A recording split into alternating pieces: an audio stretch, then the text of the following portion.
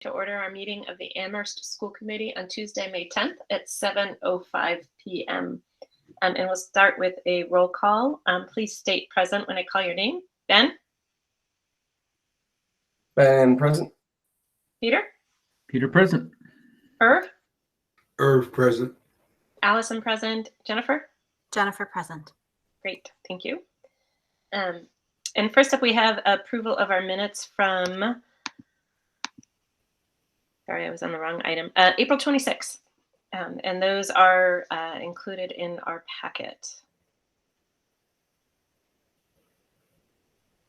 Is there any discussion?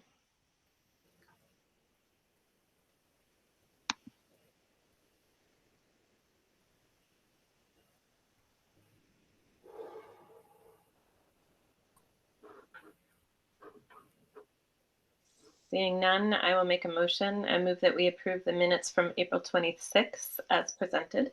Second. Moved by McDonald, seconded by Shao. Is there any further discussion? Seeing none, we'll take a roll call vote. Jennifer? Jennifer, aye. Allison, aye. Peter? Peter, aye. Ben? Ben, aye. Irv? Irv, aye. Thank you. The motion passes unanimously. Next up is public comments. And we have one that I just attached, so I don't know if folks can see it, but I will try to share my screen. And it is more of an announcement than a comment.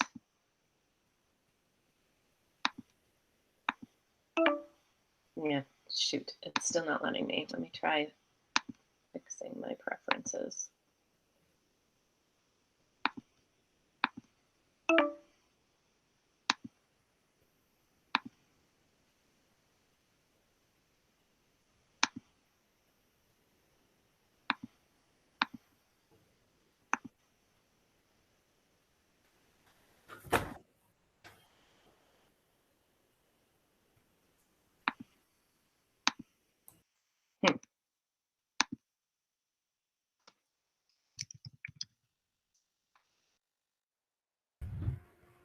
Let me try to share my screen.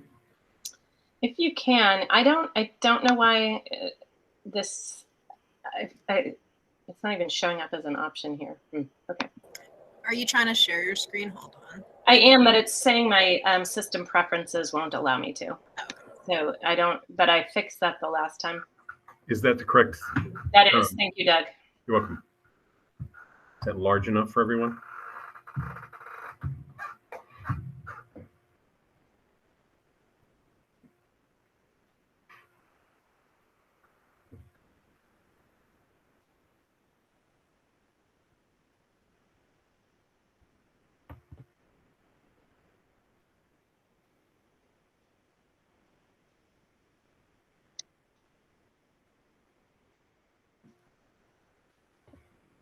Okay. I think. Anybody need more time? No. Great. And that is attached, as I mentioned, in the public comments section. Next, we have the superintendent's update. Mike is not able to join us this evening, so we will skip over that. Chair's update. I do not have an update, so we will move right on to the next item, which is school committee announcements. Are there any announcements from folks on liaison work, meetings?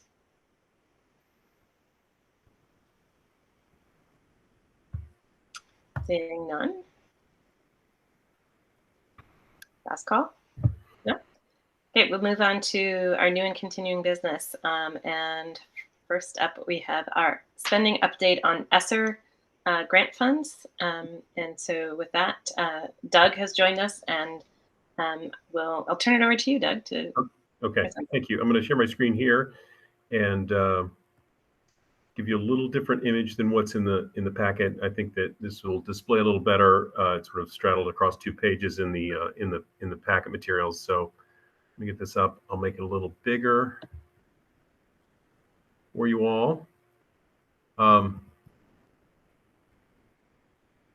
Hopefully that's everyone an opportunity to read that fairly carefully. But what we've got displayed here, and I will, what is different, a couple of things that are different. First of all, the layout's a little different from what you have in the packet of materials. The other thing is where it says in that first project and use descriptions, it says receptionists, then it says adjustment counselors.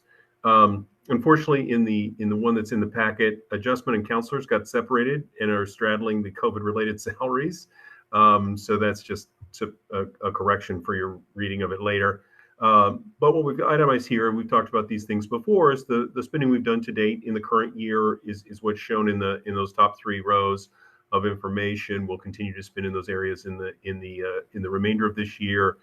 Many of them will continue on into fiscal 23 as well. What we've done in the lower section is to show the amount of budget support that we've currently projected for use in the coming year. That's showing the original amount that we had. Given the conversation that the town council will have relative to the additional ask of the school committee, it may change that amount. I didn't realize that when my colleague Shannon put this together, I didn't realize I hadn't updated her on that additional 20-some thousand that should really be charged to that. But nonetheless, there is a significant amount of budget support that's new to this spending plan for the coming year. And likewise, this summer busing will be an indication of some additional needs we'll have this summer in the programming that running and the kind of busing we'll need. We'll need to provide some support for that through the ESSER spending.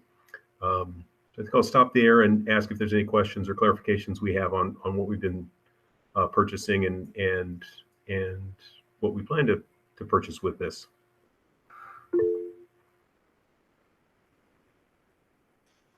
Sorry, lost my cursor. Peter. Thank you, Doug. So how much do we have left over? Sure, ask the tough questions. So currently we're working through the Sr2 spending. So there's Sr1, Sr2, Sr3. Each progressively got larger. Sr2 we're spending down. We'll probably spend almost all of that this year. If memory serves, the amount for Amherst was about $670,000, but it maybe that was region. If it wasn't, it's 500-something thousand. So the amount of Sr3 we have is a little over $1.5 million. That's all available for us in the coming couple of years, and will be available till I believe September of fiscal 25. So we've got all of next year, all of the following year, and a little bit of the fiscal 25 to utilize those funds. So we're in good shape at the moment. I think the thing we're trying to balance is the unexpected. What things might we need to be accommodating when next winter rolls around and it becomes cold and flu season and some variant of the COVID virus rears its ugly head. What kind of things might we need to be accommodating? So we want to kind of preserve some funds for that purpose. Obviously, we've got some ongoing supports we're putting in place for kids and staff to help them, in the current year and in the coming year. And then also, pretty hefty amount of budget support, which is an acceptable use of it and an appropriate use of it. So we'll use that to help support ourselves in the next year or so. And, we'll have to be making plans over the next year about how we transition away from ESSER funding as we go into, fiscal 25, 26, and so on.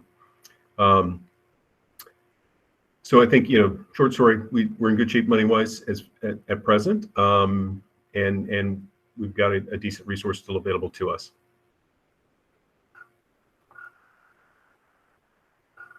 Other questions? Jennifer?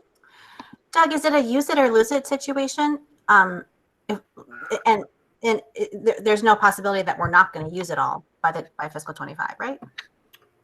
I don't foresee us not having not getting it all. I mean, there might be some, residual $1,000 here or there kind of thing that might happen as we get close to the deadline. I think that it's entirely likely we will have needs that will need to be met, or we will find them to use it. The constraints would be just the restrictions of the grant. But I don't foresee, COVID and its related needs are going to go away in the next year or so. So I think we'll be able to use it all But it is once the deadline hits, we can't use any more after that. That's for sure. And as the superintendent's indicated, a lot of folks are reaching out to see if the time horizon can be extended. There's been no appetite for that from the federal government to date. So yeah, it will be use it or lose it over the incoming couple of years.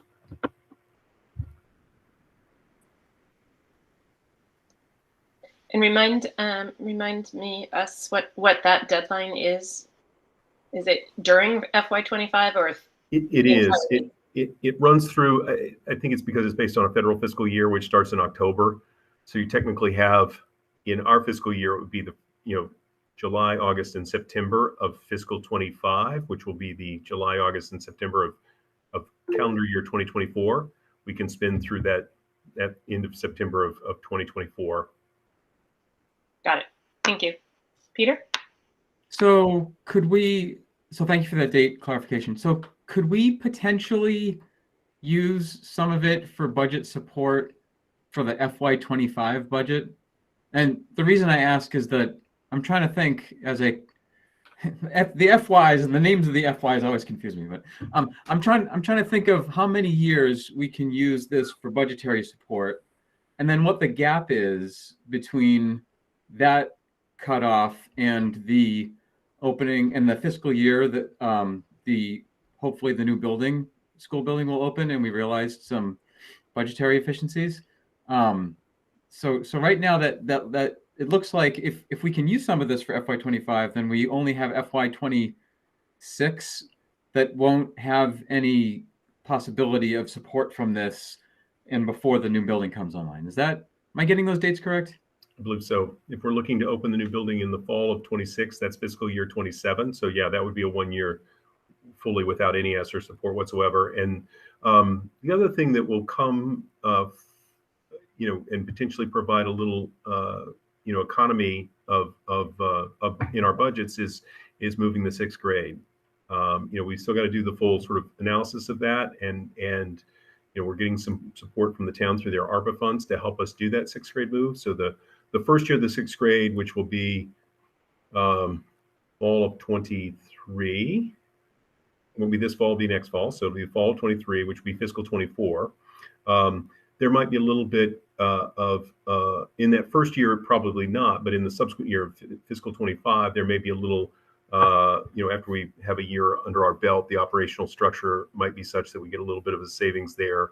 We'll have to see how it plays out. There are pluses and minuses to that change to sixth grade. So I don't, we haven't worked out all the detail, but there might be a little bit there that'll help soften the circumstance relative to a new building being open. But yeah, you're correct as far as there's a full year with COVID money being gone, and we're still with the 3 elementary school buildings.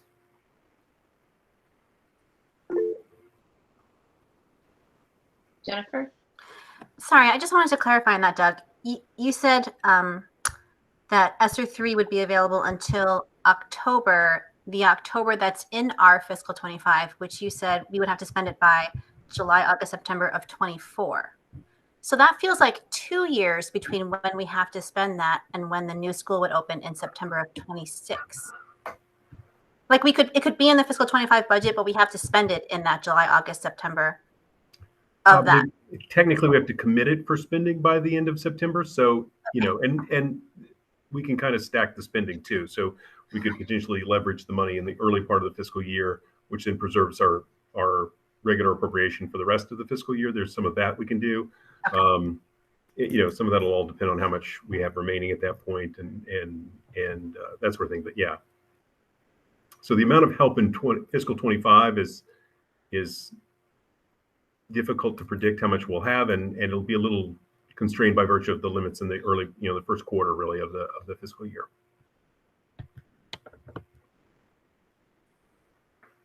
Any other questions? A little ping pong going on here. Peter. Yeah, that's a good question. So sticking with this, projecting this potential gap in FY 26, that is the 25-26 school year. Are there other costs? So obviously we're not using ESSER for the FY 26 budget. Are are there other costs that cross multiple years that we might think about fronting in the next couple of years? Like I'm thinking about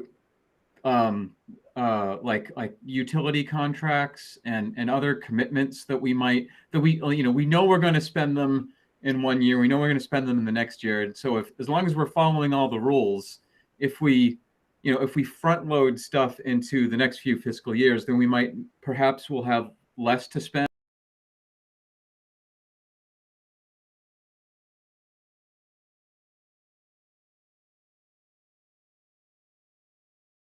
In FY26 when we have that gap year without the capacity to pad it with ESSER. Yeah, we're pretty limited in that regard. As far as the spending and sort of front loading things, there's a little bit of special education expense we can do in a fiscal year for the coming fiscal year. It's a little bit of that we can do. It is that's fairly constrained. The other things we can do, and we do this as part of our natural course of processes, we enter into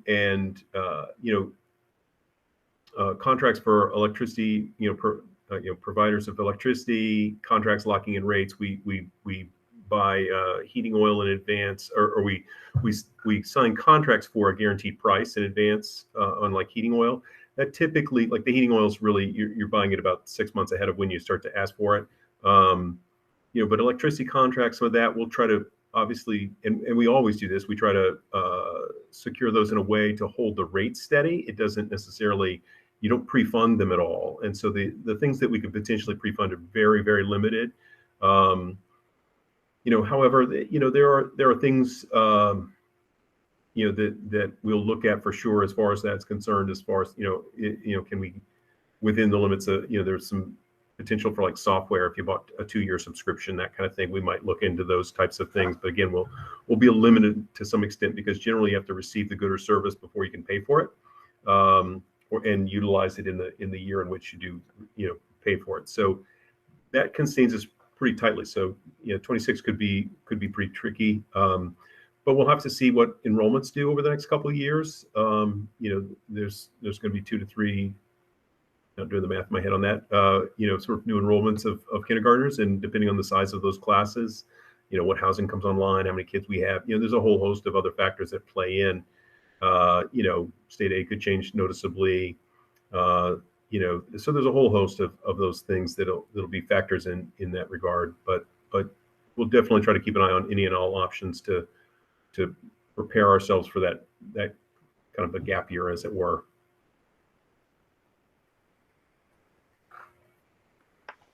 Any other questions?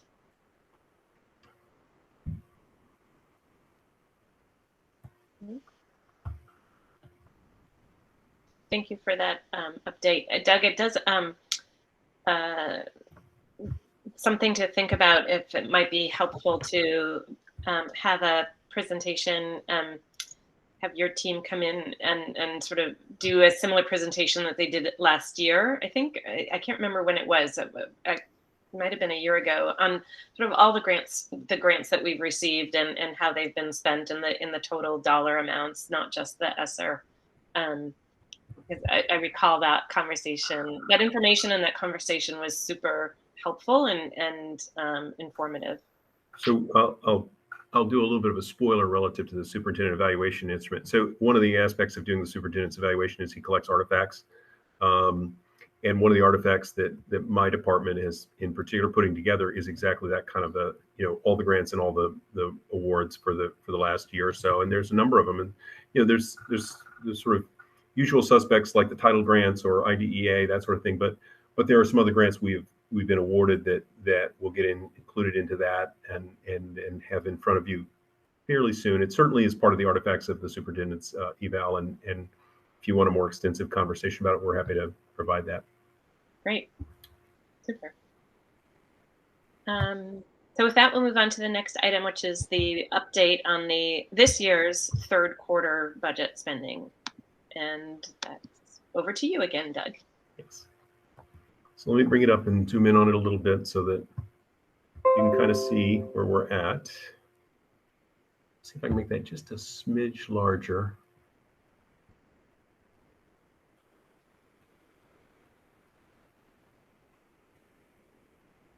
I want to cut off the headers there too much, but nonetheless, I think hopefully that'll be sufficiently large for everyone to see. I mean, the really short story is our budget's in good shape at this point, 3/4 of the way through the year. There are a couple areas that I've highlighted here in yellow, and I'll go through those in just a moment. But I think the broad stroke conversation relative to this is that our financial circumstances are in good shape. We're not well below budget. We're not way over budget. So I think we're in a good spot. There's a fair amount of spending that gets done in the fourth quarter as we sort of button up the last few things as we go through. And so, seeing things below or seeing that the overall spending is below 75% is okay at this point. I think that gives us some confidence that we'll have enough resources to finish the year. And again, the thing to keep in mind here is we're looking at appropriated dollars that we're spending. So there's other spending, obviously, from grants and that sort of thing that's not shown here. More specifically, looking at salaries, our overall salary line is coming in under budget. We've had a little delay in getting some people hired. It's been a tricky year that way. That delay in hiring creates some capacity, but then we've had more contracted staff, more substitutes as a result, and lines, substitutes meaning inclusive of some of the long-term substitutes to cover gaps in our hiring until we could get staff on board. So we have resource there in our regular salary lines to help us out and cover those areas in contracted and substitute that might run a little over budget as we get to the final stretch of the year. I'm hopeful that the current sort of uptick in COVID cases and illnesses are going to mitigate pretty soon, so that we don't sort of continue to leverage substitutes, but we'll have to see how it plays out. Even if it does, I think we're still in okay shape relative to that. One thing I will note is in the text I mentioned on contracted services, a lot of it is summer spending. When I say summer spending, I mean July and August, meaning at the beginning of the fiscal year. There is some work we will be looking at and doing at the end of the year. We often, if resources are available, and I think there'll be some, we'll manage that relative to the budget dollars we have available. There's some professional development, some coordination coordination efforts that we make around curriculum and teaching, learning, and those kind of things that we do sometimes in the last week or two of June. And so it still falls within the current fiscal year. I was in a meeting today where we were going to basically create a sheet where we can sort of put all of those potential ideas together, see what our resource need would be to do that, and which ones we can accomplish both from a financial standpoint, but also just a physical standpoint between now and the end of June. Some of those will then be done in July or postponed until later, but certainly we're looking at that, and some of this resource that we have here under salaries will help us to cover those costs of people doing that kind of additional professional development or curriculum work. As we look into the other expense accounts, the more sort of nuts and bolts kinds of things, I highlighted special education, but I really think that's looking in decent shape. I think we should finish the year right on budget for that. That does include the supports that we get from some of the other funds that we get, circuit breaker funds, those type of things that help support our budget and reduce our literal spending in there from our tax dollars. So I think that budget, although it's saying about 85%, a fair amount of that is relative to contracts we have in place to finish out the year, contracted services, whether it be for transportation or for particular service providers and particular programs that we have kids attending. So I think we're in okay shape there. The other one that's in yellow is under facilities. And this goes back to, sort of the first conversation around salaries. We have some open trades positions that we would like to fill. We'd like to fill a plumber position. I think during the year we filled our electrician position. And when we have need around those things and we don't have an on-staff person that has those trade skills, then we have to contract out. So we've spent a little more in contracted services under facilities to cover those things. So again, there's some savings in our salaries that we'll use to support that.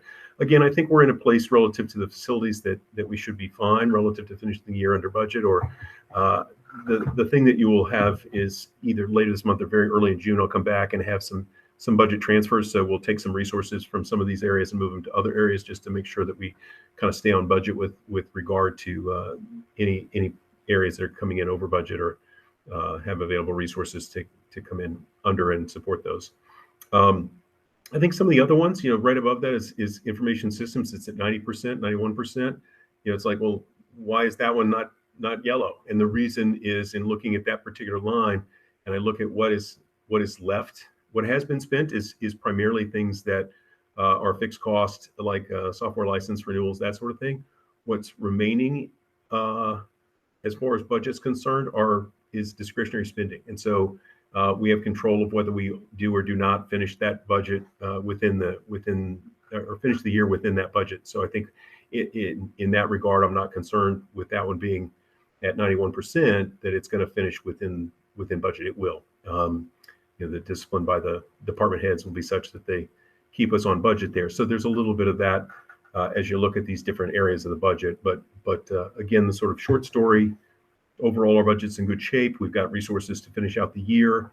I'll come back to you the latest month or early June with some potential sort of final adjustments to move some money from areas of resource to those that need a little more. And so I think I'll stop there and see if anyone has any questions about what we've got on the chart here or what I wrote in the description. Questions? Jennifer? I have 2 questions. Let's see. Doug, you wrote in your notes that salaried payroll is tracking below expectations, which could give us some unexpected capacity. And I know that at a previous meeting you mentioned, I'm not sure I'm going to get this right. There was some extra state funding that we got that you had planned to use to prepay out of district placements this year, so that some funds could be shifted to support next year's budget. And is it at all possible that you could do something similar if there is excess capacity in the salary line this year? Are there more things that we can prepay, or could we prepay more of the out of district placements and use the funds to support next year's budget? Is that possible? It is possible to do that.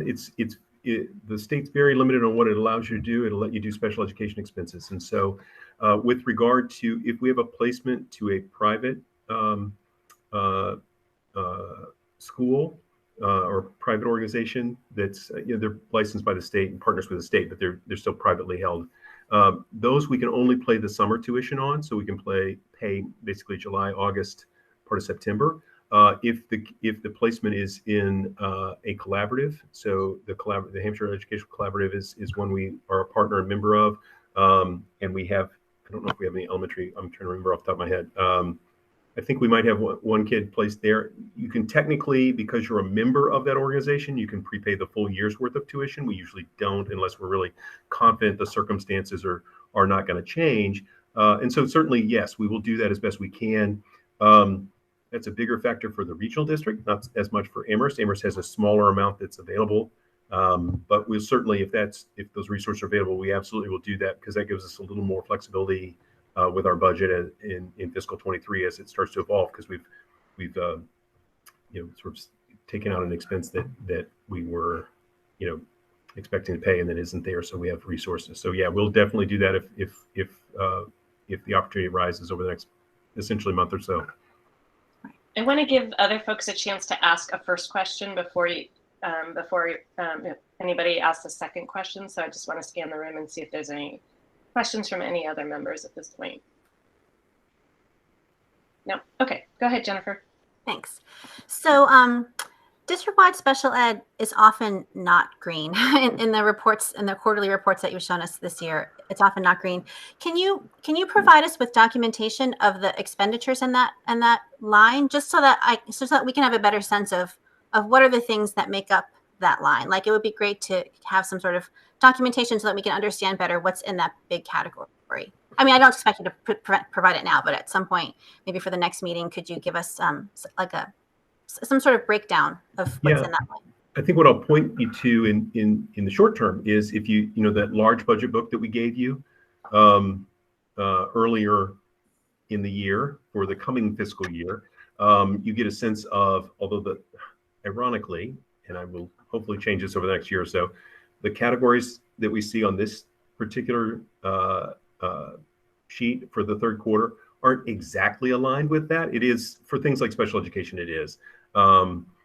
But nonetheless, so if you look at the budget book and it has sort of and you're looking at the line by line grouping of expenses, if you go to the section in the pages that have special education on it, the parts that aren't under payroll lines, so if it's not staff lines, which are fairly easy and separated in the layout, it's inclusive of all of those other lines. So so that'll give you a little hint. If you're sort of flipping through the pages, special education is going to be a block of 3 or 4 or 5 pages together.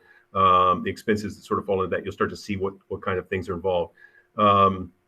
Primary drivers here are going to be contracted services, placements out of district, placements at collaboratives. Let's see, and contracted services, a whole host of things. Some of them can be if we don't have enough OT and PT service providers, we hire those people to come in and provide those services. It could be evaluation staff. So, a couple of years ago, we had an open position for a bilingual psychologist to try to do some of our evaluation and determinations of kids and whether they have an IEP need or not. We couldn't fill the position, and so we've had to contract that service and continue to do that. So some things like that where our capacity to with the staff we have is such that we don't always and can't always meet the need in the time frame we need to, and so we'll contract for those services. There are other smaller sort of regular things, instructional supplies and some of that kind of stuff. But the big ones are going to be tuitions to programs outside the district, and for staff support and contracted services support to provide things we can't meet with the staff we have on our own payroll. I have a question about going back to the salaries line, because you talked about delays in hiring, and you mentioned in specific the trades positions, and I was just wondering, how many of those are teacher positions, and teacher positions that is the delay because we've been finding, as you just mentioned, a bilingual psychologist. Are the delays in the positions because of the specific positions? Are we not getting applications? And is it predominantly in the facilities department and trades department and less in some of the others, or is it a general issue in terms of hiring? So I would suggest the following. It's fairly complex because of COVID, but the problems are not exclusively that. So there are areas in education generally that every district struggles to hire, and generally when it requires a higher level of licensure or more complex licensure, like special education. In the elementary, we don't tend to need the specific licenses, subject-specific licenses like math or science or those kind of things. But nonetheless, when we look for or need, like in the Comandantes program, we need people who are bilingual. When we start putting those kind of additional constraints, that proves to be a little more difficult to fill because it narrows the number of people that are sort of in the pool of potential candidates. That said, more broadly, we generally, as far as on the sort of teaching instructional side of things, paraprofessionals, clerical and teaching staff, we get a lot of applications. I think we have areas of struggle, like I said, in particular licensure areas that are true for everybody because the number of folks that sort of work in those areas in education are limited in some respects. I think as far as, and that's the lion's share of it. When I mentioned facilities, there's really only a couple of spots that are open. I think this year, the atypical thing, and you heard about this earlier, was around people with the appropriate van and bus driving licenses. That has caused some delay. We really worked hard to try to get some people, promote some people from within and get some training internally done. And that's been successful. So we've been able to find some new people, but also then work with staff that were here to promote their advancing skills, and so that's been a little more COVID specific in that regard. So it's a mix of different things. Some are specific to the pandemics, like the drivers. I think tradespeople are going to be hard to hire. Some of the like specialists like OT, PT, speech therapists. It's difficult for public entities to compete in the marketplace relative to their pay scales at private sector jobs, and so that proves a little bit difficult. So there's a supply problem independent of the COVID, but maybe exacerbated a little bit by it. So there's a few different pieces to that question. Thank you. Are there other questions from anybody? I think I had one small one, and you may not be able to answer this, Doug. But when you talked about sort of needing to maybe potentially shift some funds from one of these budget areas into to support the district-wide sped and future, are there specific areas where we would be looking? Like, I'm noticing the control accounts, it's only 9%, we've only used about 9% of that budget. Is that what that is, that the sort of the primary source for shifting, or is there another area in this budget where you sort of sense that we're going to be sufficiently underspent that you'll be able to shift funds there? Yeah, I think that the control account, certainly some of the things that are sitting there that we may, that we sort of project that we might need may not be needed, and so they're available for use elsewhere. So control accounts is certainly one. I think utilities is another one. We've been fortunate with regard to utilities to have a sufficiently sort of mild winter and good pricing. Some changes that we thought would occur in some electrical rates and that sort of thing have not been too bad. And I think that's really surprising, given that we spend a lot of the year, and we'll continue to spend a lot of the year with the windows wide open, and even in the cool weather. So we're kind of operating in a way that's counter to the lowest use of utilities, but still, nonetheless, we're decent shape there. There's some things that came in. Some of the pricing that we could lock in was pretty fortunate this year, and so we were able to come in under budget there. I think that's another area. Those are probably the two big ones, and then of course salaries is probably going to have a little bit of resource available as well that could come down and help out in those other areas. But I think in the main, there won't be a need for a lot of moving of resources from one area to the other, but a little bit perhaps. And those are the three I can kind of think of that I think are most likely to have ability to help the other parts of the budget. Thank you. Any other questions?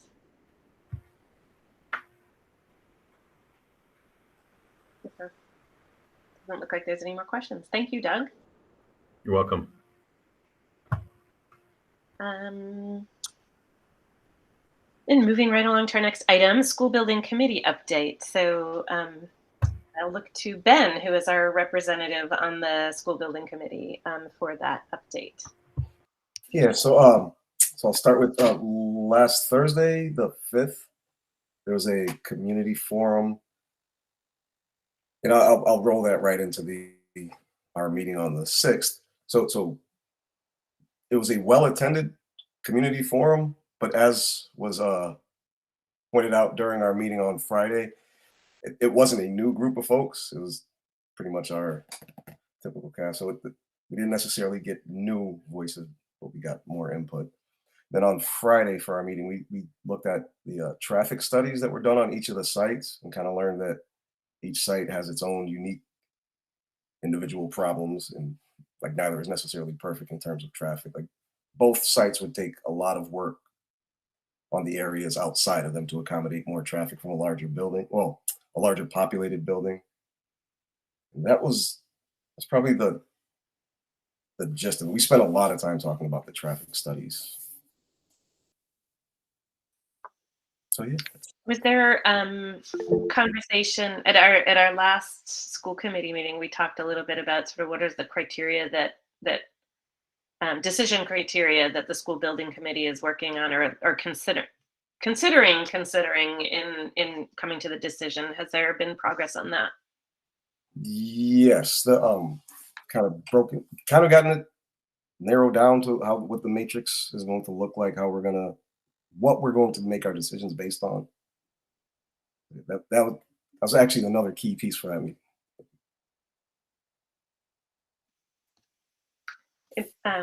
Great.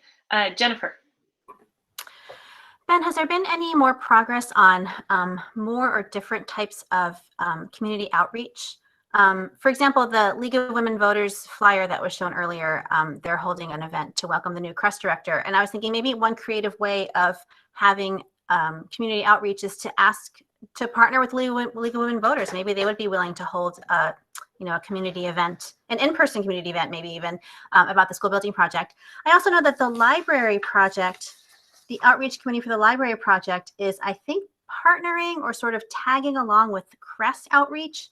And I think, from my understanding, something to the effect that the library folks were invited to table at Crest events at several of the apartment complexes in Amherst in May and June. And that seems like also a great opportunity for the school building committee to piggyback on those events. Has there been any progress or talk about sort of more creative ways of doing outreach about the school building project? Yeah, so we didn't necessarily get in. So we have a working group that's basically working on the outreach aspect. We didn't get any new forms of outreach that were mentioned, but I'm always looking for things to bring back. I think partnering with groups like Crest, with their constantly active outreach out here in the apartments, at least I see. I think that's absolutely necessary, because those are some folks that we're not hearing from. And then the League of Women Voters always does a great job of reaching out and kind of getting a whole bunch of voices heard. So yeah, I can't stress enough that we absolutely need to do a lot more public outreach, but that's kind of always my view of everything. And this is a town project. I think everyone in the town should have some sort of input. And I would second, plus one that comment about sort of getting, now that the weather is warmer and people are outside more and people are congregating in the common a lot, there's, I think, a lot of opportunities for us to, for the school building committee to get more creative with outreach. And I would stress, actually, as much, if not more important, is sharing information and educating, because I don't know that people, there isn't a broad level of awareness of what this project is. And I think, before we even get to input, I think people, there's just some basic education and understanding of what the project is, where we're at, what is the decision that needs to be made. And because I don't, there's a core group of the community that are very, very, very knowledgeable about this project and tracking it, but the vast majority of the town just knows that it's happening, and really, not much more than that, right? So I think, really putting the focus on education and sort of getting the word out in a simple, not complicated way that sort of invites people in. Yeah, I would absolutely agree. Like giving like the distilled version first before we get input from folks, letting folks know exactly where we're at. Because like, anecdotally speaking, it's probably shocking that people would talk to me about this project every time I see folks in public. But like the level of awareness as to what stage we're at, what the next step in the process is, it's like, it's very rare that folks are actually tracking. Some folks seem to think we're a lot closer to the finish line than other folks. And I think getting out there and actually talking to folks, that's going to help a lot. And this is like event season right now, right? Like, this is the perfect time to be doing active outreach. Other questions? Jennifer? Yeah, along those lines, I think events are a great idea, but I also think it's important to give people like multiple venues to give input. Like, some people won't be able to come to an event, or maybe aren't comfortable coming to an event.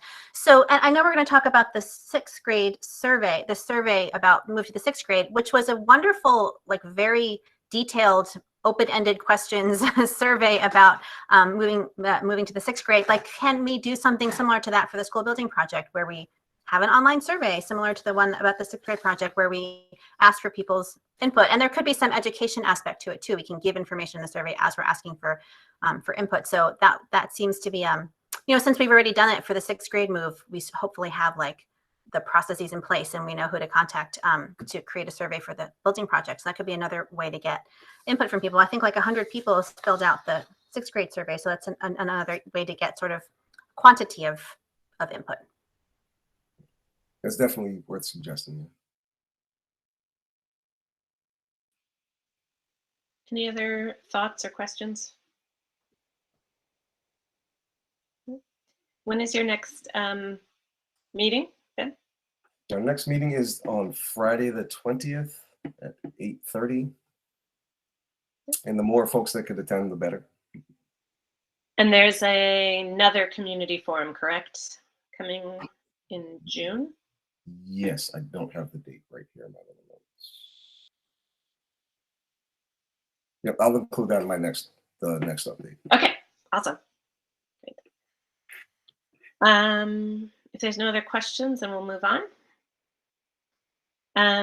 So the next item, I'm going to suggest and recommend that we push that to our next meeting because Mike is not able to join us this evening. I'm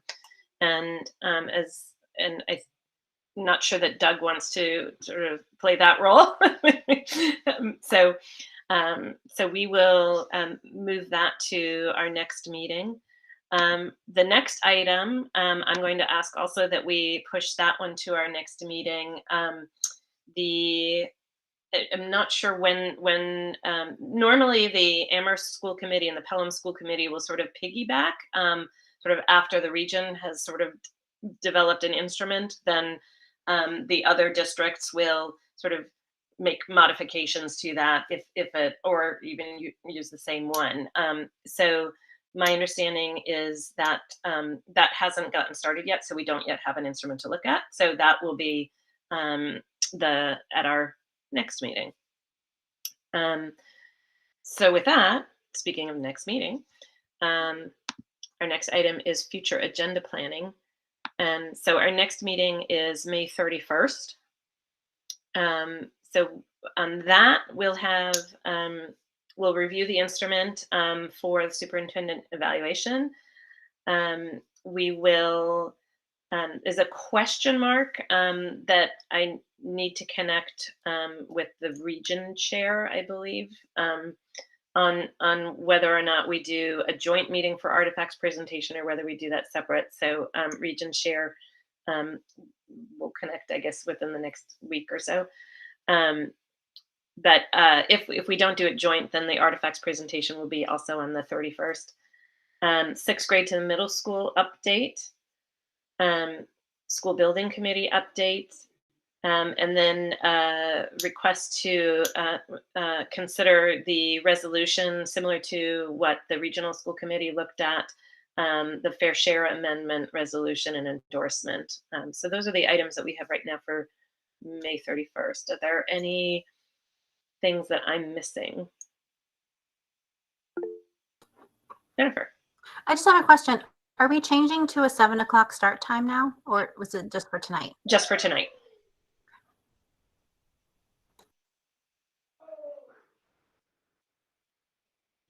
Any items for the 31st? Okay. As always, if something occurs to you afterward, just shoot me an email, me and Mike, and so long as it's the week before that, we'll be able to get it into the agenda. Warrant report. Oops, I do have some, but I lost that tab. Just a second.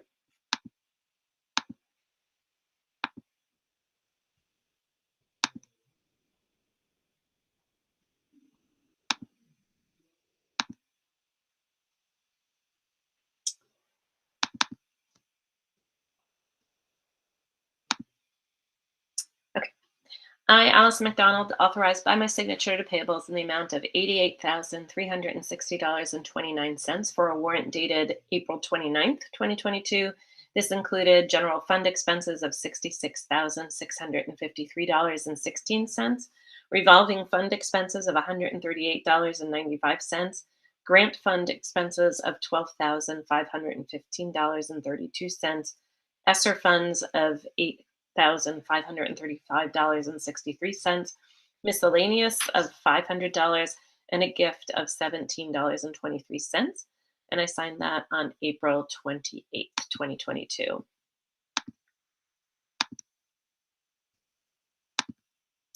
I also authorized payroll in the amount of $733,024.21, dated May 4th, 2022.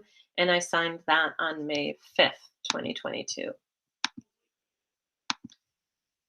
And last, I signed a warrant for a transfer of funds And I'm looking for the dollar amount. It was for to Crocker Farm. Oh, there it is. Crocker Farm student school account in the amount of $1,575.69. And I signed that on May 5th, 2022. And that is all. Next is accept gifts, but we don't have any new gifts to accept. Jennifer? I don't see the warrants in board docs. I know they're usually. I'm logged in. I don't. Are they? Because I just like to glance at them. They're not. Posted. They're not there. We don't usually actually attach them. At least we haven't for the couple of years that we've been doing it this way. I'm fairly certain I've seen warrants reports that I follow along with as they're being read in board docs. Like I'm sure I've seen them before. I haven't, not for this district. Doug?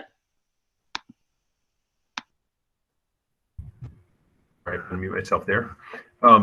So I think there's the reports that you read from, which we can certainly make available to be included in the agenda. It'd be nice. I can talk to Sasha about that and make sure those get included. If, however, you want to look more at the nitty-gritty detail of the warrant, the full, the document that sort of identifies who's getting paid how much, like the literal, checks to business X kind of thing. Reach out to me and I can get you the link to where we sort of share those with the people that sign. But if you guys would like to have those documents that get read, those reports that get read, I believe we share those, but I can make sure that we're sharing those with Sasha, and then I can ask her to include those, because it's tough to sort of fully grasp what you get when it's just audio. Yeah, that would be great. I mean, I'm looking at the March 29th meeting on board docs, and there's a whole bunch of warrants posted. And so I just like to be able to, because I like to be able to follow along visually as well as audibly. Thank you.